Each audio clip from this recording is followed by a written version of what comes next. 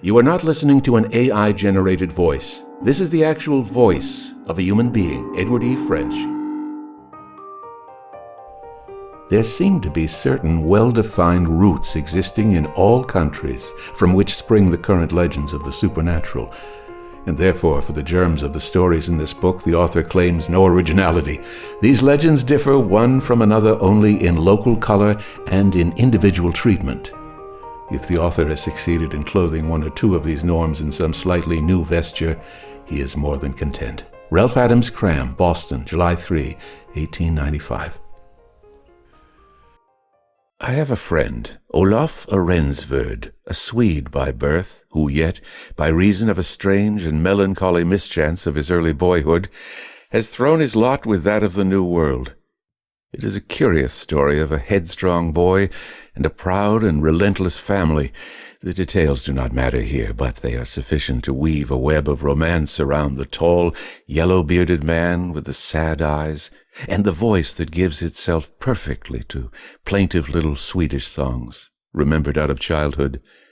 In the winter evenings we play chess together, he and I, and after some close, fierce battle has been fought to a finish, usually with my own defeat, we fill our pipes again, and Arensverd tells me stories of the far, half-remembered days in the fatherland, before he went to sea, stories that grow very strange and incredible as the night deepens and the fire falls together, but stories that, nevertheless, I fully believe. One of them made a strong impression on me, so I set it down here, only regretting that I cannot reproduce the curiously perfect English and the delicate accent which to me increased the fascination of the tale. Yet, as best I can remember it, here it is. I never told you how Niels and I went over the hills to Hallsberg and how we found the Dead Valley, did I? Well, this is the way it happened. I must have been about 12 years old, and Niels Schuberg, whose father's estate joined ours, was a few months younger. We were inseparable just at that time, and whatever we did together. Once a week it was market day in Ängelholm, and Niels and I went always there to see the strange sights that the market gathered from all the surrounding country. One day we quite lost our hearts, for an old man from across the Elfborg had brought a little dog to sell that seemed to us the most beautiful dog in all the world. He was a round, woolly puppy, so funny that Niels and I sat down on the ground and laughed at him until he came and played with us in so jolly a way that we felt that there was only one really desirable thing in life, and that was the little dog of the old man from across the hills. But alas, we had not half money enough wherewith to buy him, so we were forced to beg the old man not to sell him before the next market day, promising that we would bring the money for him then. He gave us his word, and we ran home very fast and implored our mothers to give us money for the little dog. We got the money, but we could not wait for the next market day. Suppose the puppy should be sold. The thought frightened us so that we begged and implored that we might be allowed to go over the hills to Hallsberg, where the old man lived, and get the dog ourselves. And at last they told us we might go. By starting early the next morning, we should reach Hallsberg by 3 o'clock, and it was arranged that we should stay there that night with Nils's aunt, and, leaving by noon the next day, be home again by sunset. Soon after sunrise we were on our way, after having received minute instructions as to just what we should do in all possible and impossible circumstances, and finally a repeated injunction that we should start for home at the same hour the next day, so that we might get safely back before nightfall. For us it was magnificent sport, and we started off with our rifles, full of the sense of our very great importance. Yet the journey was simple enough, along a good road, across the big hills we knew so well, for Niels and I had shot over half the territory this side of the dividing ridge of the Elfborg. Back of Ängelholm lay a long valley, from which rose the low mountains, and we had to cross this and then follow the road along the side of the hills for 3 or 4 miles before a narrow path branched off to the left, leading up through the pass. Nothing occurred of interest on the way over, and we reached Hallsberg in due season, found to our inexpressible joy that the little dog was not sold, secured him, and so went to the house of Niels's aunt to spend the night. Why we did not leave early on the following day, I can't quite remember. At all events, I know we stopped at a shooting range just outside of the town, where most attractive pasteboard pigs were sliding slowly through painted foliage, serving so as beautiful marks. The result was that we did not get fairly started for home until afternoon, and as we found ourselves at last pushing up the side of the mountain with the sun dangerously near their summits, I think we were a little scared at the prospect of the examination and possible punishment that awaited us when we got home at midnight. Therefore we hurried as fast as possible up the mountainside, while the blue dusk closed in about us, and the light died in the purple sky. At first we had talked hilariously, and the little dog had leapt ahead of us with utmost joy. Latterly, however, a curious oppression came on us. We did not speak or even whistle, while the dog fell behind, following us with hesitation in every muscle. We had passed through the foothills and the low spurs of the mountains, and were almost at the top of the main range, when life seemed to go out of everything, leaving the world dead. So suddenly silent the forest became, so stagnant the air. Instinctively we halted to listen. Perfect silence. The crushing silence of deep forests at night, and more, for always, even in the most impenetrable fastnesses of the wooded mountains, is the multitudinous murmur of little lives, awakened by the darkness, exaggerated and intensified by the stillness of the air and the great dark. But here and now the silence seemed unbroken even by the turn of a leaf, the movement of a twig, the note of night bird or insect. I could hear the blood beat through my veins, and the crushing of the grass under our feet as we advanced with hesitating steps sounded like the falling of trees. And the air was stagnant, dead. The atmosphere seemed to lie upon the body like the weight of sea on a diver who has ventured too far into its awful depths. What we usually call silence seems so only in relation to the din of ordinary experience. This was silence in the absolute, and it crushed the mind while it intensified the senses, bringing down the awful weight of inextinguishable fear. I know that Niels and I stared towards each other in abject terror, listening to our quick, heavy breathing that sounded to our acute senses like the fitful rush of waters, and the poor little dog we were leading justified our terror. The black oppression seemed to crush him, even as it did us. He lay close on the ground, moaning feebly, and dragging himself painfully and slowly closer to Niels's feet. I think this exhibition of utter animal fear was the last touch, and must inevitably have blasted our reason. Mine, anyway. But just then, as we stood quaking on the bounds of madness, came a sound. So awful, so ghastly, so horrible, that it seemed to rouse us from the dead spell that was on us. In the depth of the silence came a cry, beginning as a low, sorrowful moan, rising to a tremulous shriek, culminating in a yell that seemed to tear the night in sunder and rend the world as by cataclysm. So fearful was it that I could not believe it had actual existence. It passed previous experience, the powers of belief, and for a moment I thought it the result of my own animal terror, an hallucination born of tottering reason. A glance at Niels dispelled this thought in a flash. In the pale light of the high stars, he was the embodiment of all possible human fear, quaking with an ague, his jaw fallen, his tongue out, his eyes protruding like those of a hanged man. Without a word we fled, the panic of fear giving us strength, and together, the little dog caught close in Niels's arms, we sped down the side of the cursed mountains. Anywhere, goal was of no account. We had but one impulse, to get away from that place.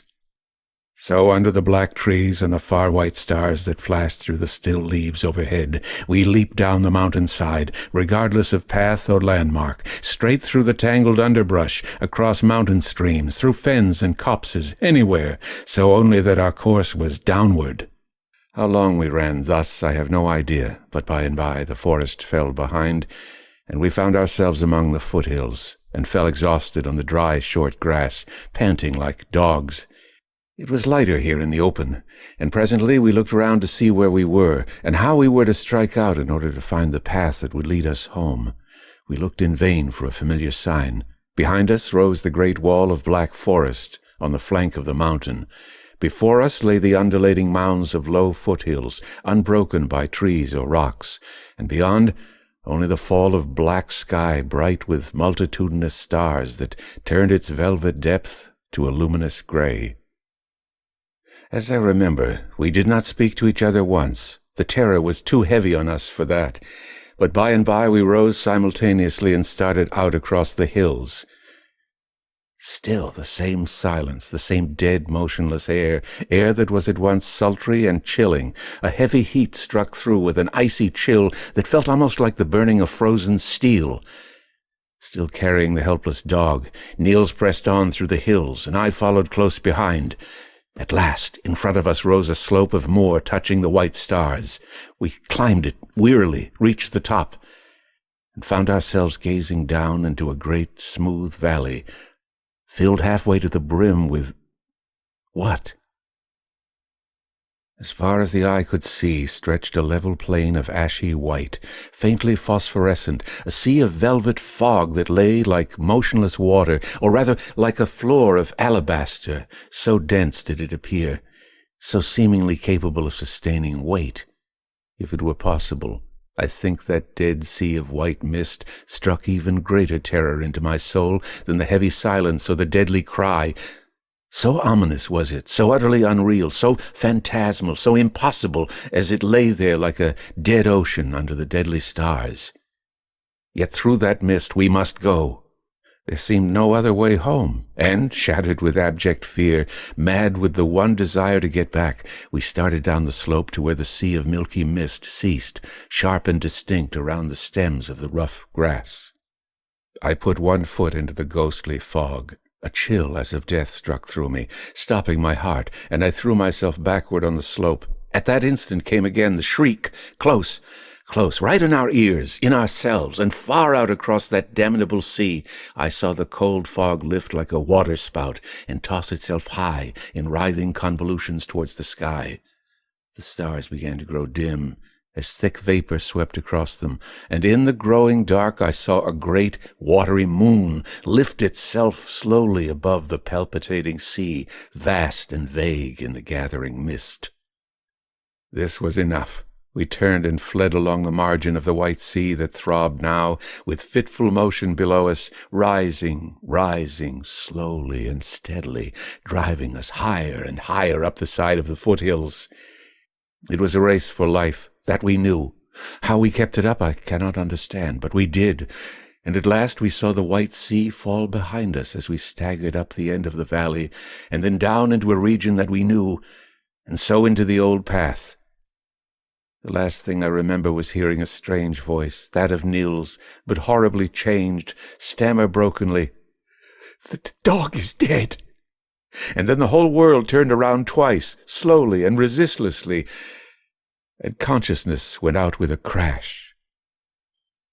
It was some 3 weeks later, as I remember, that I awoke in my own room and found my mother sitting beside the bed. I could not think very well at first, but as I slowly grew strong again, vague flashes of recollection began to come to me. Little by little, the whole sequence of events of that awful night in the Dead Valley came back. All that I could gain from what was told me was that 3 weeks before I had been found in my own bed, raging sick, and that my illness grew fast into brain fever. I tried to speak of the dread things that had happened to me, but I saw at once that no one looked on them, save as the hauntings of a dying frenzy, and so I closed my mouth and kept my own counsel. I must see Niels, however, and so I asked for him. My mother told me that he also had been ill with a strange fever, but that he was now quite well again. Presently they brought him in, and when we were alone I began to speak to him of the night on the mountain. I shall never forget the shock that struck me down on my pillow when the boy denied everything. Denied having gone with me, of ever having heard the cry, having seen the valley, or feeling the deadly chill of the ghostly fog. Nothing would shake his determined ignorance, and in spite of myself I was forced to admit that his denials came from no policy of concealment, but from blank oblivion. My weakened brain was in a turmoil. Was it all but the floating phantasm of delirium? Or had the horror of the real thing blotted Niels's mind into blankness so far as the events of the night in the Dead Valley were concerned? The latter explanation seemed the only one, else how explain the sudden illness which in a night had struck us both down? I said nothing more, either to Niels or to my own people, but waited with a growing determination that, once well again, I would find that valley, if it really existed. It was some weeks before I was really well enough to go, but finally, late in September, I chose a bright, warm, still day, the last smile of the dying summer, and started early in the morning along the path that led to Hallsberg. I was sure I knew where the trail struck off to the right, down which we had come from the Valley of Dead Water, for a great tree grew by the Hallsberg path at the point where, with a sense of salvation, we had found the home road. Presently I saw it to the right, a little distance ahead. I think the bright sunlight and clear air had worked as a tonic to me, for by the time I came to the foot of the great pine, I had quite lost faith in the verity of the vision that haunted me, believing at last that it was indeed but the nightmare of madness. Nevertheless, I turned sharply to the right, at the base of the tree, into a narrow path that led through a dense thicket. As I did so, I tripped over something.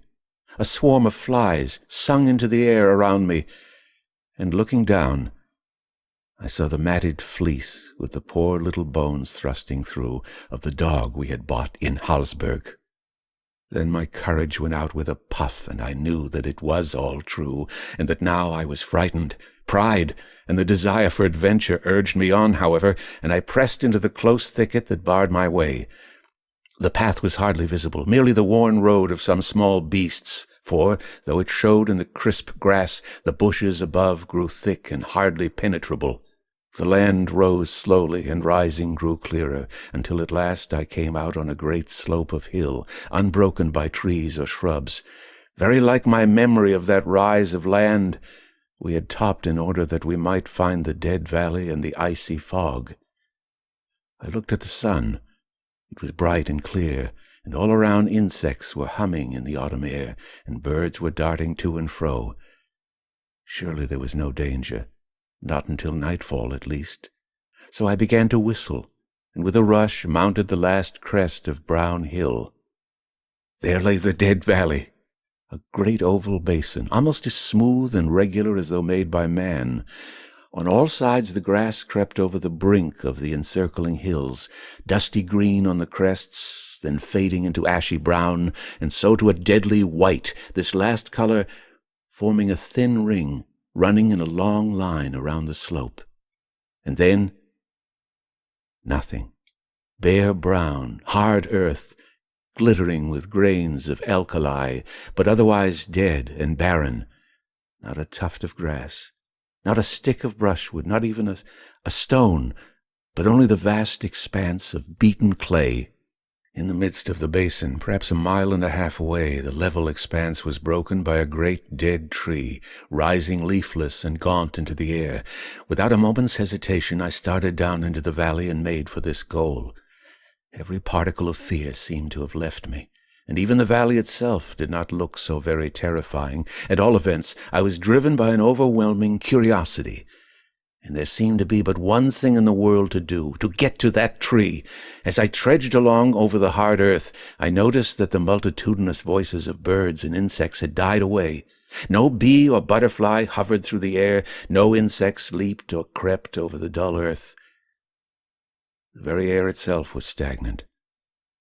As I drew near the skeleton tree, I noticed the glint of sunlight on a kind of white mound around its roots, and I wondered curiously. It was not until I had come close that I saw its nature. All around the roots and barkless trunk was heaped a wilderness of little bones, tiny skulls of rodents and of birds, thousands of them, rising about the dead tree and streaming off for several yards in all directions until the dreadful pile ended in isolated skulls and scattered skeletons. Here and there a larger bone appeared, the thigh of a sheep, the hooves of a horse. And on one side, grinning slowly, a human skull. I stood quite still, staring with all my eyes, when suddenly the dense silence was broken by a faint, forlorn cry over my head. I looked up and saw a great falcon turning and sailing downward just over the tree. In a moment more she fell motionless on the bleaching bones. Horror struck me, and I rushed for home, my brain whirling, a strange numbness growing in me. I ran steadily, on and on. At last I glanced up. Where was the rise of hill? I looked around wildly. Close before me was the dead tree with its pile of bones. I had circled it round and round, and the valley wall was still 1.5 miles away. I stood dazed and frozen. The sun was sinking, red and dull, towards the line of hills. In the east the dark was growing fast. Was there still time? Time! It was not that I wanted. It was my will. My feet seemed clogged as in a nightmare. I could hardly drag them over the barren earth, and then I felt the slow chill creeping through me. I looked down. Out of the earth a thin mist was rising, collecting in little pools that grew ever larger until they joined here and there, their currents swirling slowly like thin blue smoke.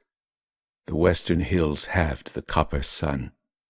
When it was dark, I should hear that shriek again, and then I should die.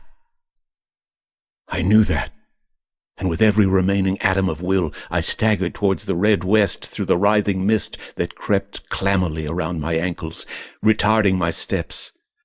And as I fought my way off from the tree, the horror grew until at last I thought I was going to die. The silence pursued me like dumb ghosts. The still air held my breath. The hellish fog caught at my feet like cold hands. But I won, though not a moment too soon. As I crawled on my hands and knees up the brown slope, I heard, far away and high in the air, the cry that already had almost bereft me of reason. It was faint and vague, but unmistakable in its horrible intensity. I glanced behind. The fog was dense and pallid, heaving unduliously up the brown slope. The sky was gold under the setting sun, but below was the ashy gray of death. I stood for a moment on the brink of this sea of hell, and then leaped down the slope. The sunset opened before me, the night closed behind, and as I crawled home weak and tired, darkness shut down on the dead valley. The Dead Valley, written by Ralph Adams Cram, narrated by Edward E. French. The Dead Valley, written by Ralph Adams Cram, is copyright 2025 by Edward E. French. All rights reserved.